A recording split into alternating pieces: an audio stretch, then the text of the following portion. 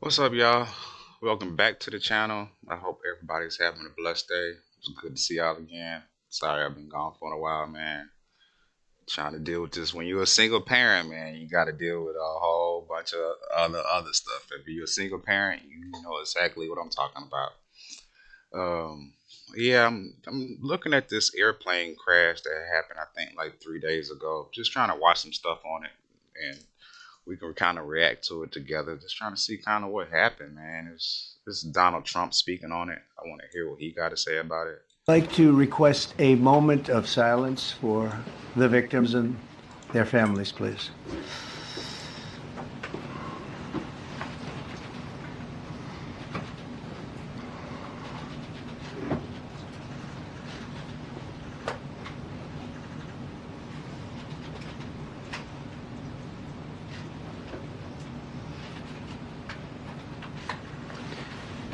Thank you very much.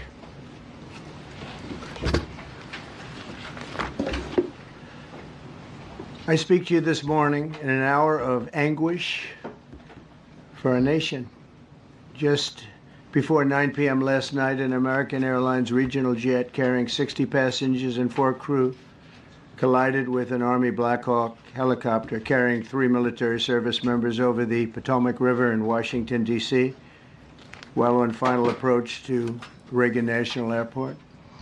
After this, y'all, I am going to try to look at some videos to go in depth to see like what really happened. How does a helicopter, collide with an airplane, would get into the airspace of incoming airplanes that's landing? How does a helicopter, how does that even happen? My first reaction when I first heard it, like they must be high.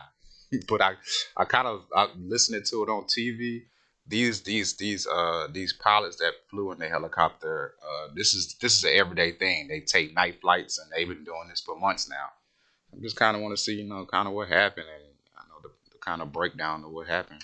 Both aircraft crashed instantly and were immediately submerged into the icy waters of the Potomac. Real tragedy.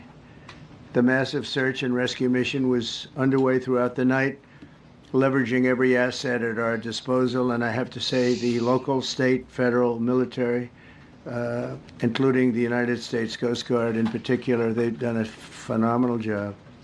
So quick, so fast, it was mobilized immediately. The work has now shifted to a recovery mission. Sadly, there are no survivors. This was a dark and excruciating night in our nation's capital and in our nation's history, and a tragedy of terrible proportions. As one nation, we grieve for every precious soul that has been taken, including people, very sadly, from other nations who were on the flight. For the family members back in Wichita, Kansas, here in Washington, D.C., and throughout the United States and in Russia, we have a Russia contingent, some very talented people. Unfortunately, were on that plane. Very, very, very sorry about that. Whose loved ones were aboard the passenger jet. We can only begin to imagine the agony that you're all feeling. Nothing worse.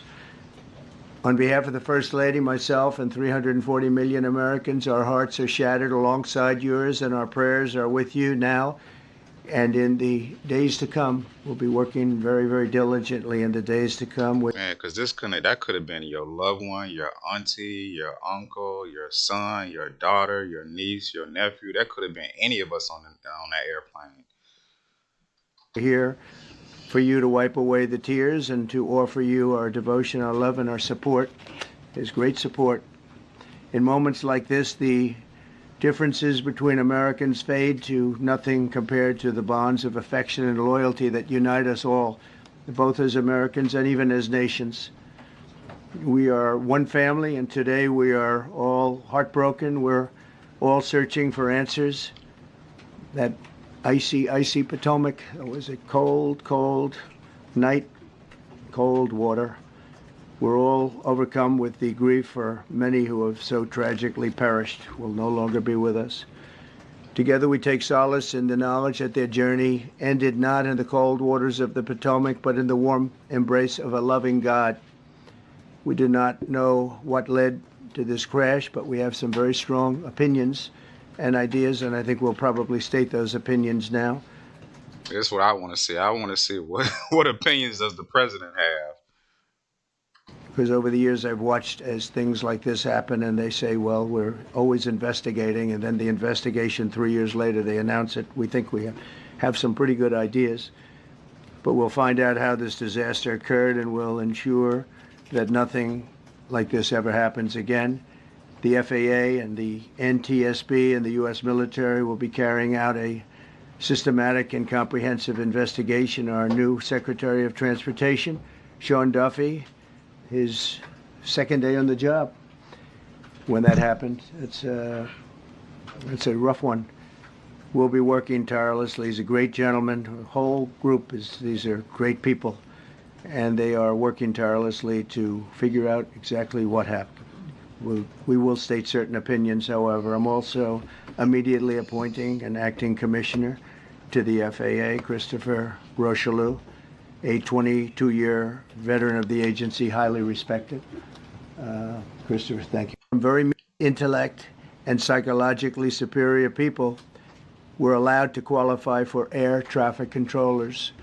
That was not so prior to getting there. When I arrived in 2016, I made that change very early on because I always felt this was a job that, and other jobs too, but this was a job that had to be superior intelligence, and we didn't really have that, and we had it. And then when I left office and Biden took over, he changed them back to lower than ever before. I put safety first. Obama, Biden, and the Democrats put policy first. And they put politics at a level that nobody's ever seen, because this was the lowest level. Their policy was horrible, and their politics was even worse. So as you know, What does Obama's and Biden's policy have to do with a plane crash? week, long before the crash, I signed an executive order restoring our higher standards for air traffic controllers and other important jobs throughout the country. So it was very interesting. About a week ago, almost upon entering office, I signed something last week that was an executive order, very powerful, on restoring the highest standards. The president saying, I signed something. I signed something kind of similar to this. Of air traffic controllers and others, by the way. Then my administration will set the highest possible bar for aviation safety. We have to have our smartest people. It doesn't matter what they look like, how they speak, who they are. It matters intellect, talent, the word talent. They have to be talented, naturally talented geniuses. You can't have regular people doing that job. They won't be able to do it. But we'll restore faith in American air travel. I'll have more to say about that. I do want to point out that various articles that appeared prior to my entering office, and here's one. The FAA's diversity push includes focus on hiring people with severe intellectual and psychiatric disabilities. That is amazing. And then it says FAA says people with severe disabilities are most underrepresented segment of the workforce, and they want them in, and they can be air traffic controllers. I don't think so. This was in January 14th, so that was a week before I entered office. They put a big push to put diversity into the FAA's program. And Trump says the FAA, it shouldn't be diversity. He said it's a big no-no. Oh, man. And then another article, the Federal Aviation Administration. This was right before I got to office, recently, second term.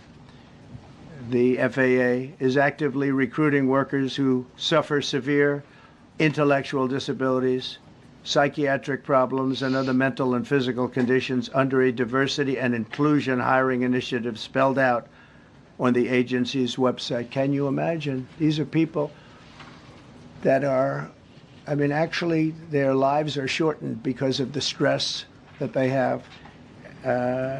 Brilliant people.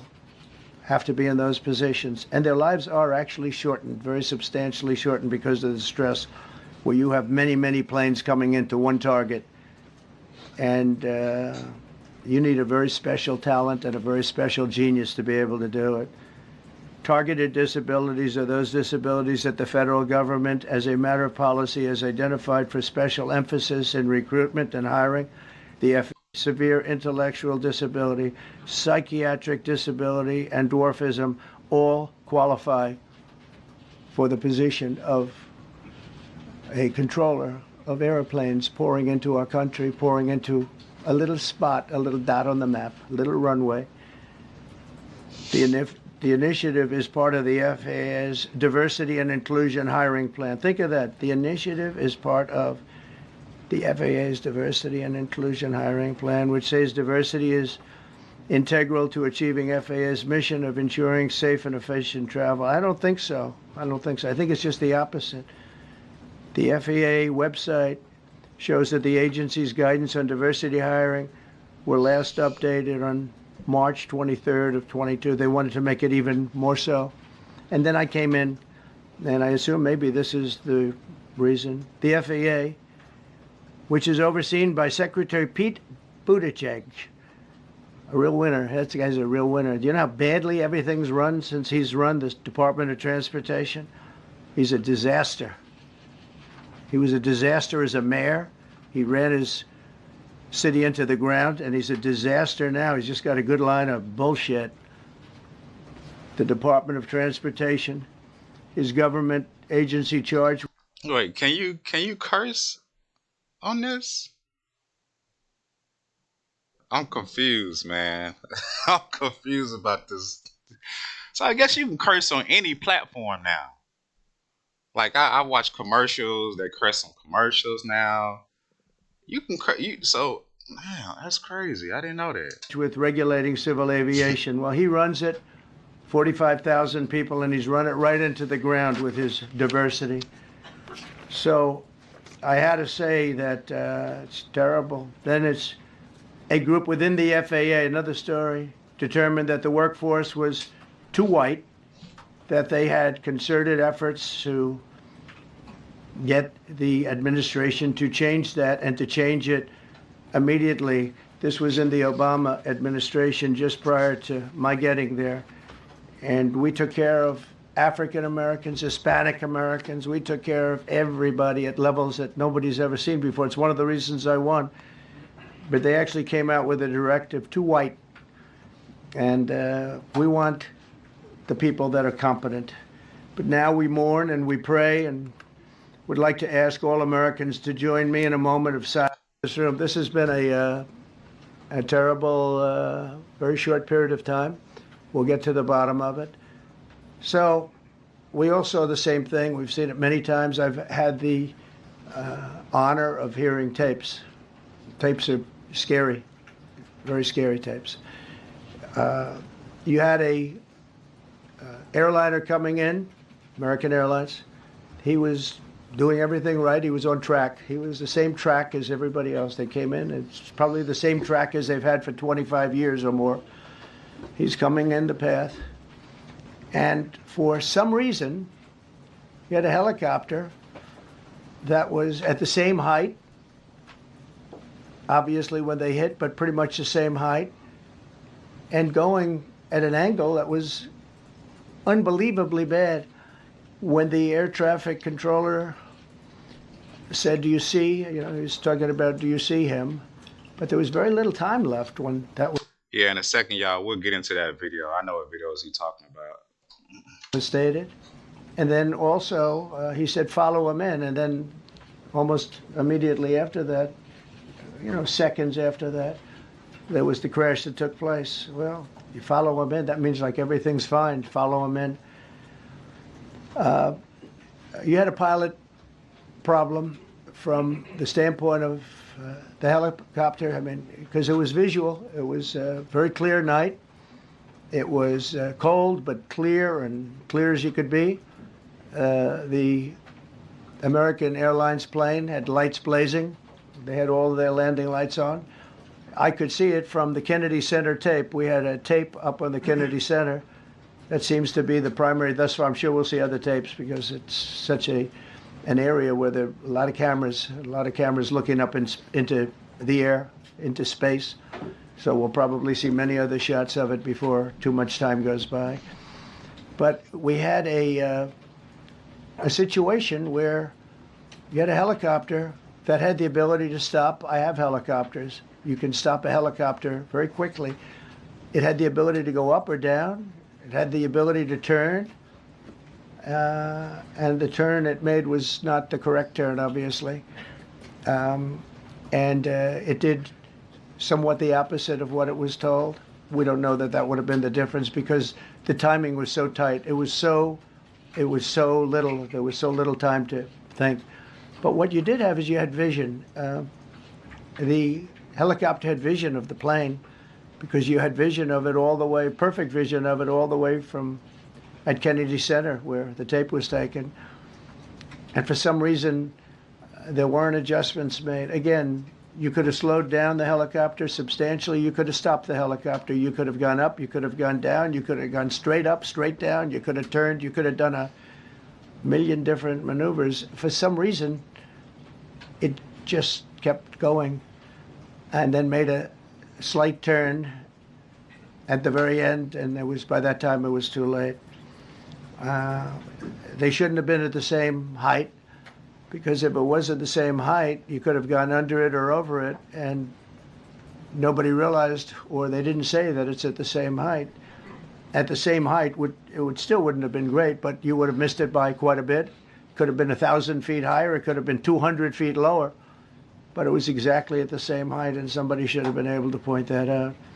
So all of this is going to be studied, but it just seems to me from a couple of words that I like to use, the words common sense. Some really bad things happened, and some things happened that shouldn't have happened. So you had a helicopter going in an identical direction. You had a helicopter that was at the exact same height as somebody going in essentially the opposite direction. You had a plane that was following a track, which is a track that every other plane followed. And I don't imagine, I know I've heard today that they might have been following the preceding plane, which was pretty close, but not that close, the preceding plane. But you wouldn't have even been able to see that because of the direction that the helicopter was coming in at. So you had a confluence of bad decisions that were made. And you have people that lost their lives, violently lost their lives. We're going to take a few questions. I'd like to ask our... I know Trump like, how the hell did this happen? Let me see, man, the video he's talking about. I got it pulled up over here. The actual audio from the incident over the Potomac last night. Let's listen in together. Yeah, 79 contact so far. Good day. Okay. American 3130 for the final.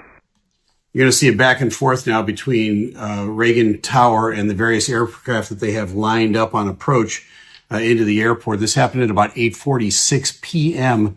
Last evening, and you can see there's several airplanes lined up. That's typical coming in about that time of night at Reagan. They're talking to American Airlines 3130. Which I think is number 2 for the runway. They're telling them to slow down to their final approach speed because they're separating everybody on the way in. It's going to turn out that American 3130 is a key player in what happens here. Well, American 3130. Pat 25, traffic just off the Wilson Bridge is CRJ. Pat 25 is the helicopter that ran into the CRJ 700. It was a PSA flight.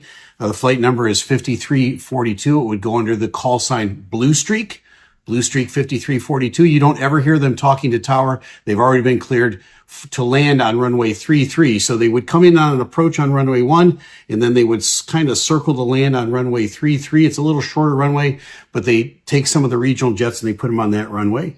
Pat 25 is the Black Hawk helicopter that is just south of the Woodrow Bridge. And they've just taken off. They're airborne. The tower is saying to them, there's traffic. It's a CRJ. It's at 1,200 feet lined up for runway 33. Do you have that traffic? Pat 25 is going to call back and say yes. It's 1,000 towards the feet, start runway 33. Pat 25 says, has the traffic in sight, request visual separation. What that means is that they're going to take responsibility for visual separation from that aircraft. What happened? Here's what I think happened. This is not the final word on it, but what I think happened was it was at night. There's several airplanes lined up. There is that Blue Streak 5342, which is a CRJ that they ran into. Right. Here's my thing. There's plenty of space to fly. Why is the helicopter in this space? He can fly anywhere. What the hell? Like, you can fly. This Earth is too big for you to be running into. Right behind them, just a few miles, is American 3130. Everybody has their lights on as they're coming in. I believe the helicopter looked at the American 3130 and said, I've got the traffic in sight, and they never saw the airplane, the CRJ that was right next to them. That's my conjecture on what happens. American 1630 tower, runway 1 lock void, traffic direct flight runway 33. Here's the plane right here. So this is typical stuff that's going on in a busy airport. They're lining somebody up to take off. They're saying, pay attention. I'm going to give you an immediate takeoff here. I've got traffic lining up for runway 33. That's the CRJ that got ran into. And he's on a 6-mile final. It might be somebody even behind him, but they're lining everybody up to take off and to land. What this guy is missing is, why is this helicopter in the space of these airplanes? He can fly over here. You can fly over there. Why is he in this space of, look, there's the air. Here's the landing field right here. Why is this helicopter flying even in this space with them? That doesn't make no sense. He can literally start going this way. That helicopter can literally start taking off this way. Or go this way. Or go this way. Or go this way. Or go back this way. This don't make no sense, man. Whiskey 5307, keep rolling out to November, South 47 today. Look, now he's turning. You can see at the bottom of your screen there, the CRJ, the Blue Streak 5342. They're beginning to now kind of come out a little bit to line up the runway, to land on runway 33. They're not going to go right straight down the river. They got to come out a little bit wider and come in. Here come the but remember, Pat 25, which is up here, the helicopter at the middle of your screen, they've already said we accept responsibility for visual separation. I gotta see the AI version of this. Helicopter's turning towards the airspace. There's American to take off. Look, now the helicopter is in coming to airspace where planes are landing. This makes no sense. You see that? Let's go back just a little bit. Helicopter's turning. There's American to take off. Here's the airport. Here's the helicopter. They hit in the river right here. Here it comes. Now the tower is seeing what's happening, and they're saying, "Do you have the CRJ in sight? Because you guys are getting kind of close." Here's the helicopter. And the Pat 25, the helicopter, says once again, "Yeah," and I'm asking for visual separation. Okay, the responsibility is on you then. Pat 25, pass on this CRJ. Okay, so Pat 25 says, has the aircraft in sight, request visual separation. I don't think they had these guys in sight. I think they had the airplane behind them in sight. That's why this is such a tragedy.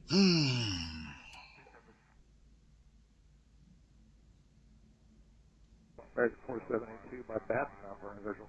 American 472, Oscar 1 star 32017. So you hear somebody in the tower go, oh, and they see what just happened. As you can see in your screen here, the collision took place. The tower has seen it happen in real time. They're human beings. They're reacting just like you and I would. The helicopter ran into the CRJ. The CRJ's airspace was their airspace. In front of them, behind them, on both sides of them, it was a responsibility. Why is a freaking helicopter flying in the airspace of landing airplanes? Of the helicopter to maintain visual separation. They even told him a couple times, do you got him in sight? Do you got him in sight? He said, yep, got him in sight. I'm accepting responsibility for the separation. And I think just like when you're driving in a car and you look and you see a car behind the one that almost hit you, you see that car and you didn't see the one right here. And when you turn out in front, sometimes there's a collision. It's really tragic when this happens in an airplane. Again, it's been decades since there's been a mid-air collision in this country. This is such an unusual circumstance to take place. It's such a tragedy. It's been 12 years since there's been a fatality in a commercial airliner here in the United States. That's unprecedented. And that wasn't a mid-air collision. That was just an accident. This is a mid-air collision, and this hasn't happened in forever. So now we know what's going on here. Pat 25, the helicopter, accepted responsibility for visual separation. They probably had their eyes on the airplane behind them, and then they tragically ran into these guys. Did you see that? 472. American 3130, go around turn left end 250, climb maintain 3000. So now what happens from the tower's perspective is they have to work through denial pretty fast. They just saw this happen in real time in front of them. They're human beings like the rest of us. They're kind of in shock. But they've still got airplanes coming in. They've got American Airlines 1630, which just took off. They've got to hand them off to departure. They got American 3130 that's coming in. They got American 472 behind them. They got to do something with these airplanes, right? The airplane port is going to be shut here in a second. So they're going to start telling all these guys to go around while they're trying to handle the emergency and get the emergency equipment out. And all of that is, everybody's kind of in a little fog for a few seconds here while all of this is taking place. The tragedy of it hits you hard, and they're very professional. Watch how they handle this, but man, they're busy. Okay, left heading 350, 3000, American 3130. Tower, Blue Streak, 5347 is on final. Request runway 33, circle to 33. Taking heading for American 3130. American 3130, go around turn left end 270, climb maintain 3000. 270 on the heading, 3000. See how fast he's talking? He's trying to get all these other airplanes out of here. Crash. This is alert 3. Crash. Okay, what's MWAA? It's the Metro Washington Airport Authority. Every airport has some sort of governing authority over it. Many times it's called the Port Authority. Up in Boston, it's Mass Port, right? In New York, it's the Port Authority. Down here in Washington, it's the Metro Washington Airport Authority. They're now announcing officially there's a crash. So they go over the radio and they broadcast to everybody. The tower is the main recipient of this, that there's been a crash. He's going to repeat that. That puts a whole bunch of things into motion all at the same time.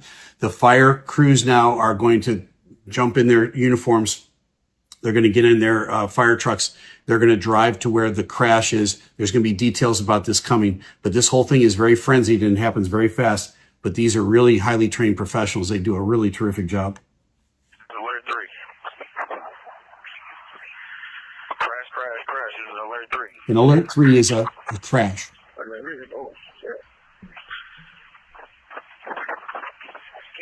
Where's the alert 3?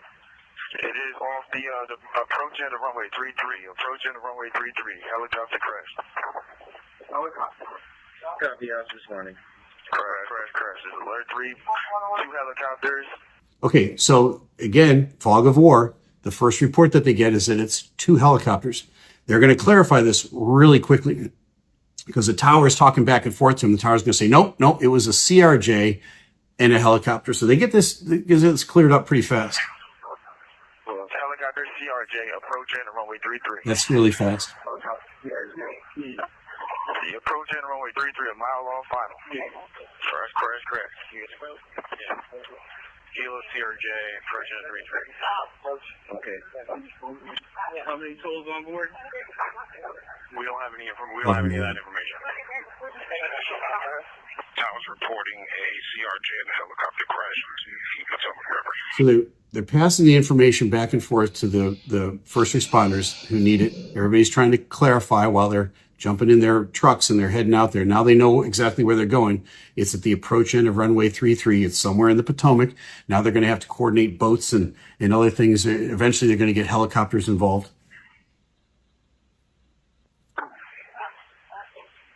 Can we go ahead and hold all operations till we have emergency units respond? We're going to go ahead and show the aerodrome closed.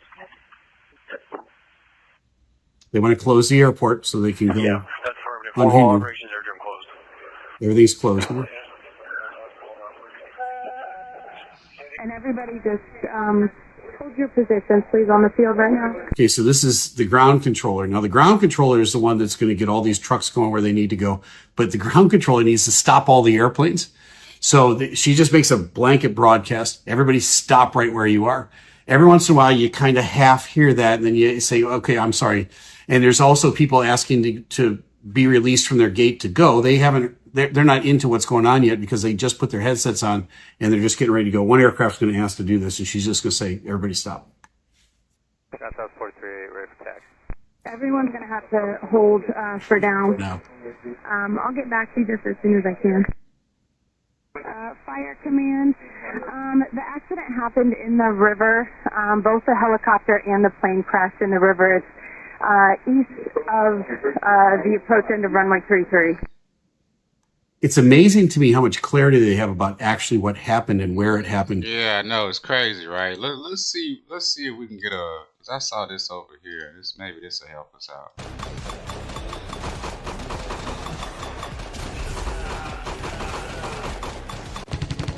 How did an American Airlines plane and a Black Hawk helicopter end up in a tragic crash while the plane was attempting to land on runway 33?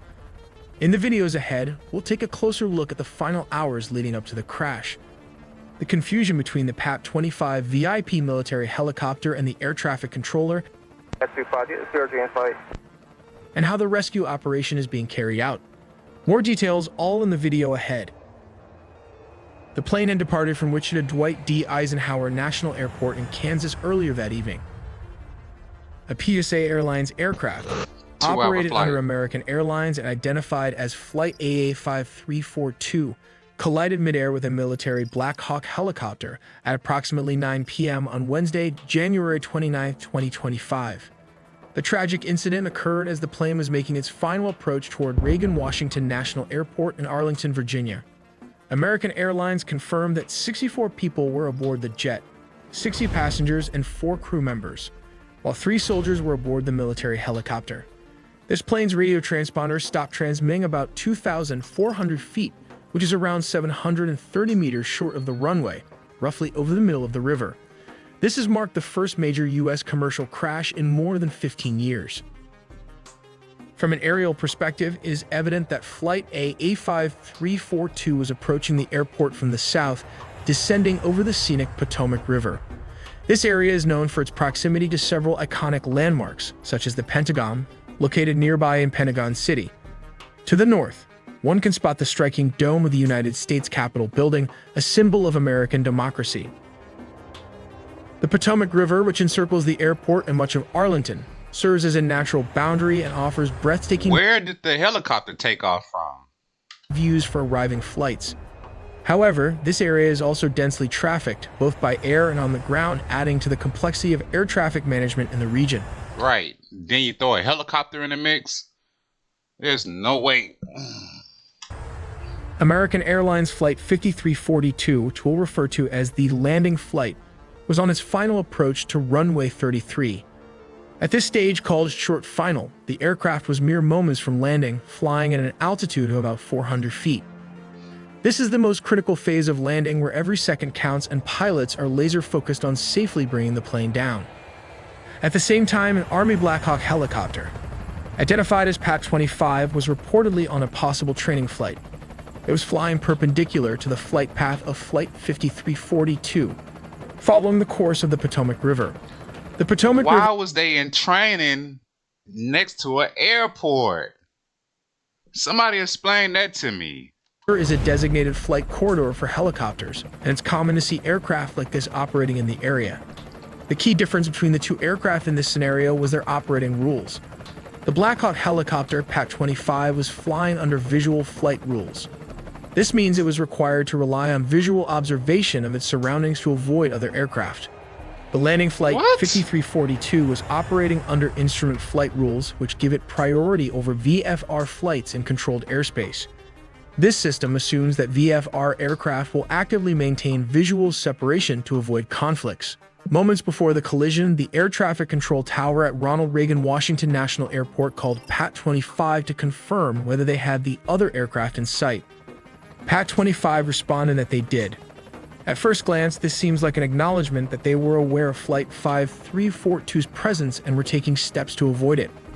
However, it now seems likely that PAC-25 had mistakenly identified a different aircraft, possibly a departing flight from the same airport, and believed that was the other aircraft referred to by the tower. And cuts and goes Tragically, towards where other PAC-25 airplanes may are. not Man, have this realized that don't make no sense. That right there don't make no sense, bro. aircraft, possibly a departing flight from the same airport. It don't matter if you see all the airplanes. You don't fly towards the and believed that was the other aircraft referred to by the tower. Tragically, PAC-25 may not have realized that Flight 5342 was descending directly into its path.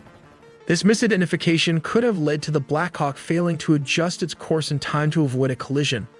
Although I'm not a pilot, this is what appears to have happened based on the available information. It's a heartbreaking incident that raises questions about how such misunderstandings can occur and what safety measures can prevent them in the future. If you have more insight or expertise, please feel free to share your thoughts in the comments.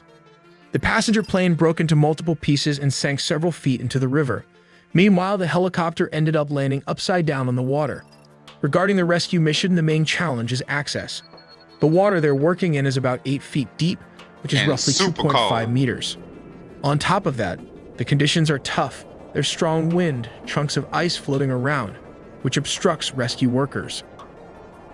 We also have audio from air traffic control that has been published online, capturing the moments as the two aircraft approach each other.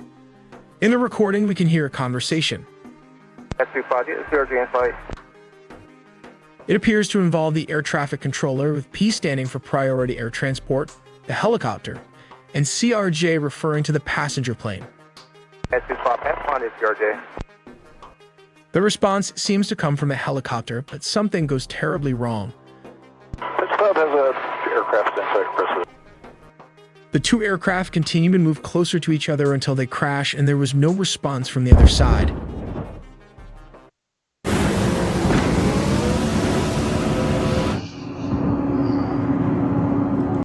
This long-shot video, recorded by the Kennedy Center cam, seems to show two aircraft, a helicopter and a commercial airliner colliding, creating a huge flash. If you take a close-up shot, you can clearly see the Black Hawk helicopter traveling at an alarmingly high speed directly towards the plane, a moment of impending danger captured in stark detail. According to reports, the situation unfolded due to apparent confusion on the part of the Black Hawk pilot.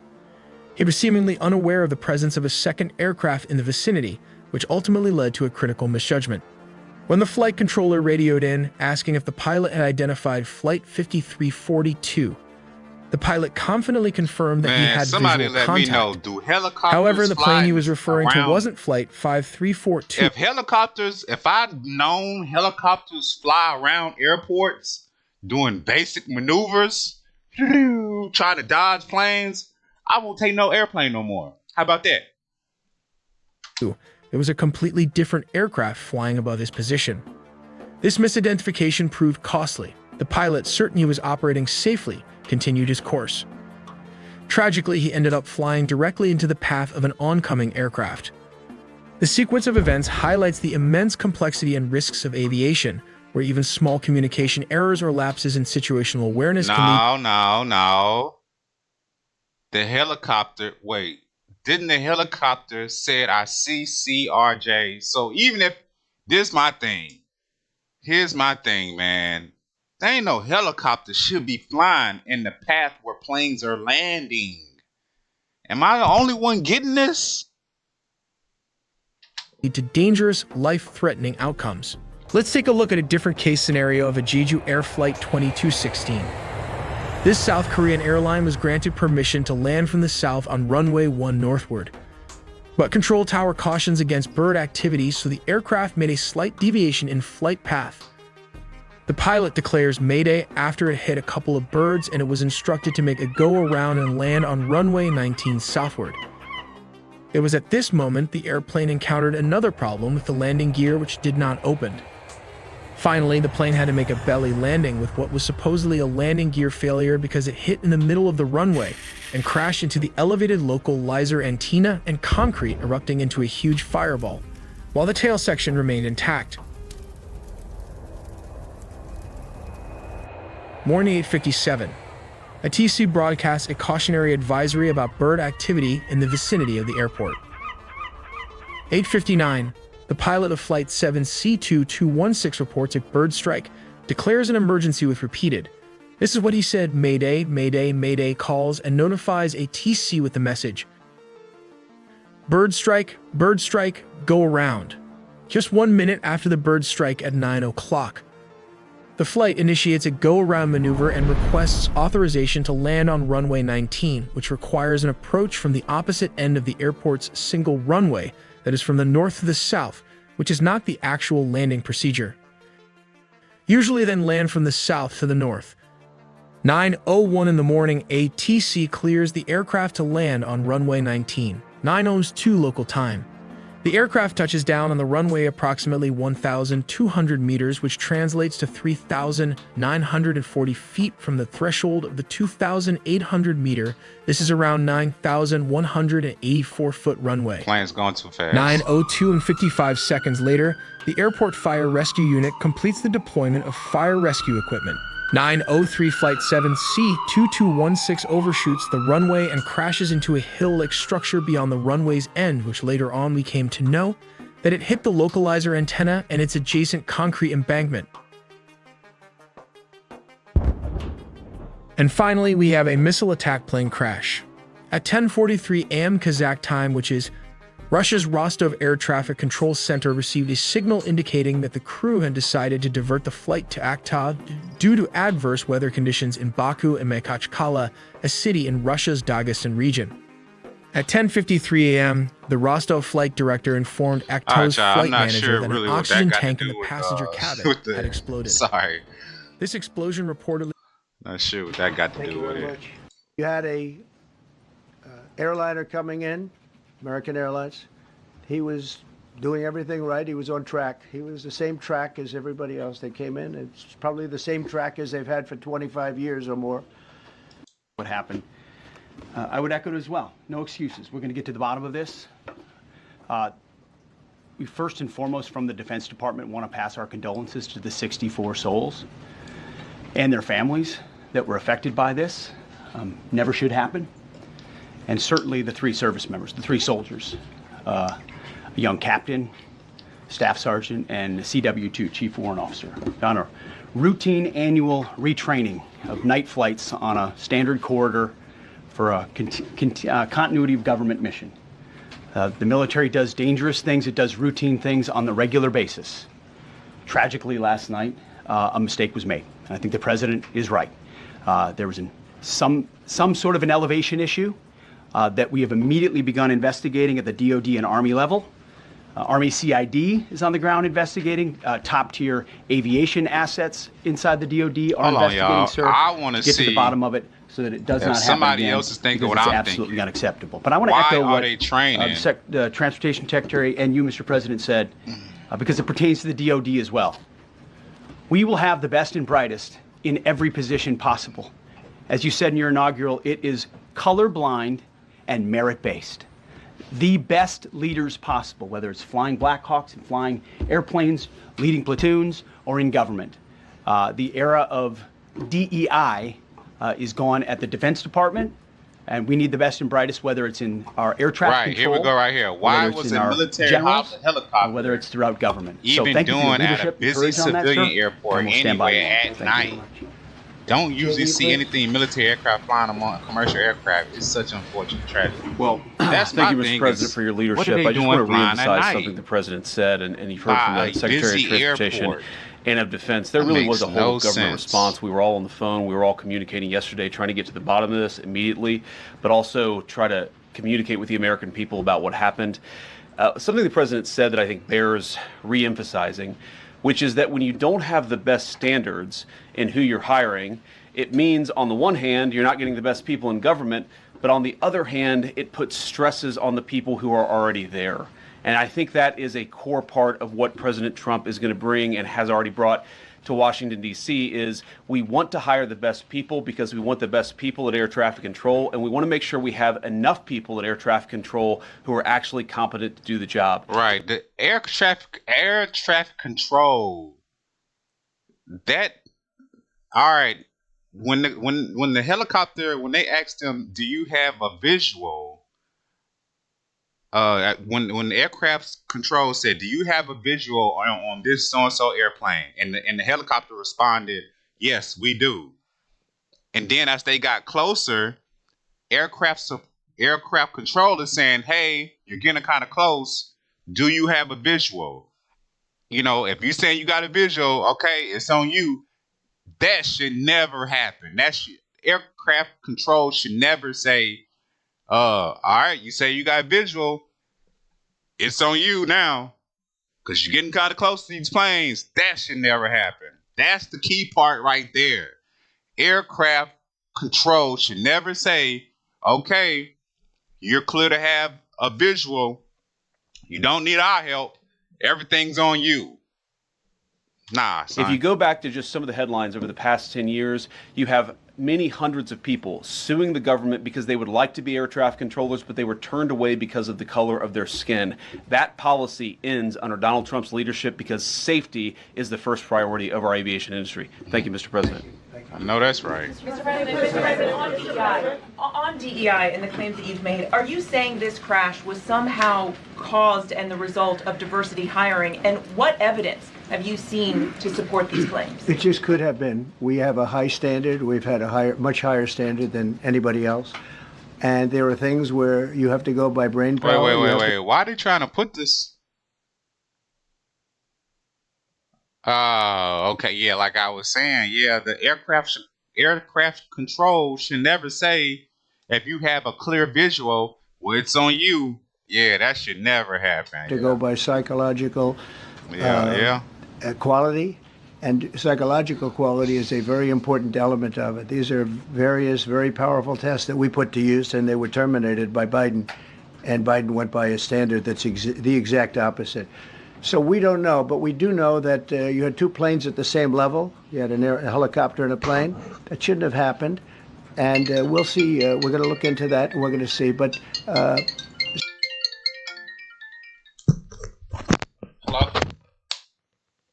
Hello? Hello?